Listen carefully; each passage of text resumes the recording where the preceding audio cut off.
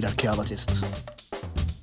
In the last video, we gave a brief introduction of what is modeling in archaeology. We discussed how, basically, a model is a simplified version of a system used to explain a possible reality for that system, to build a hypothesis on what might have actually happened. We use models all the time, consciously and unconsciously, in archaeology and not. We use them when we try to propose, for example, a hypothesis for the hominin expansion outside of Africa, but also when we try to predict if we can still eat that rhubarb based on our prior information about how rhubarbs rot, or if we want to find out why these rhubarbs look worse than those other ones if we bought them the same day. Now, one of the key things is how do we make those predictions or infer why things are how they are. We could have an idea that some of our rhubarbs have spoiled at different rates than the others because they were exposed to different temperatures. How we're going to prove that is one of the things we'll speak of today. For example, and coming back to archaeology, just let go of the rhubarbs, we could guess that the European Neolithicization was based mainly on east-west migratory movements. If we want to model on this, and we want to, even if we may not know it yet, there are three basic strategies, broadly speaking. We could use narrative modeling, mathematical modeling, or computational modeling. And of course, and this is where it gets fun, a mix of all or some of these types of models. Today, we'll focus on narrative modeling. Essentially, a narrative model consists on establishing a hypothesis, a possible explanation of what could have happened based on deduction, previous research, and experience. These models, as any kind of model, have advantages and disadvantages. On the pros, we could say that they are very flexible.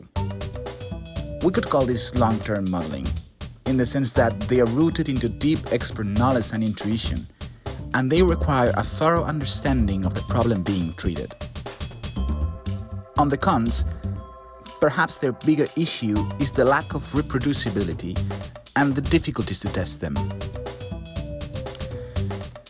Since these are based on the experience of one or many researchers, they risk becoming subjective because different researchers might have different perceptions towards the same data. Now, this is not exclusive to narrative models. The risk of becoming subjective is inherent to every single model of any type. The difference is that there is no formal way to test narrative models, and thus, it can become very difficult, lengthy, and polemic to distinguish which are the best explanatory models. These types of models, in order to be properly formulated, need a very deep understanding not only of the record and the study, but also of different dialectical and theoretical currents. They need reasoning. They need thoughtfulness. True, every model does. But precisely because it is very difficult to test these, they require an extra effort in their development and justification. This is essentially what makes a good narrative model very much harder to achieve than what people usually think. It's not just having an idea and throwing it out. If we want consistency for these models, that idea needs to be very well packed into theory building. It needs to be clearly justified and convincingly addressed why the object being explained happened in the way proposed and not in any other. And this requires a very careful and thoughtful assessment at different theoretical levels. These models have given some very good explanations for archaeology. In fact, and given some exceptions, this was the only type of models used in archaeology until pretty much the 1960s, with the arrival of the new archaeology. Most of the archaeological theories we have until that time are based on the researchers' experience rather than formal testing, and many of them were already in the right direction.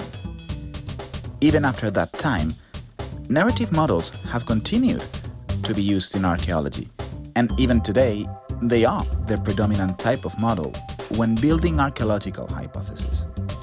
Perhaps also due to the fact that, by default, archaeologists are not trained to think analytically, and they feel more comfortable around these types of theoretical constructions. When these models are properly formulated, they can be very powerful. Some of them, like the dual model or the island filter model, just to give a couple of examples, are close to 40 years old, and their fundamentals still stand. However, extra care must be taken when formulating these types of models, as it is relatively easy to put them forward, but very difficult to provide them with empirical consistency. In any case, narrative is inherent to archaeological and broadly humanities hypothesis building. And regardless what is our primary tool for developing a model, we will always need an interpretation. A narrative interpretation of what our model is telling us. So, narrative is invariably going to take part of our research and how we want to transfer our ideas.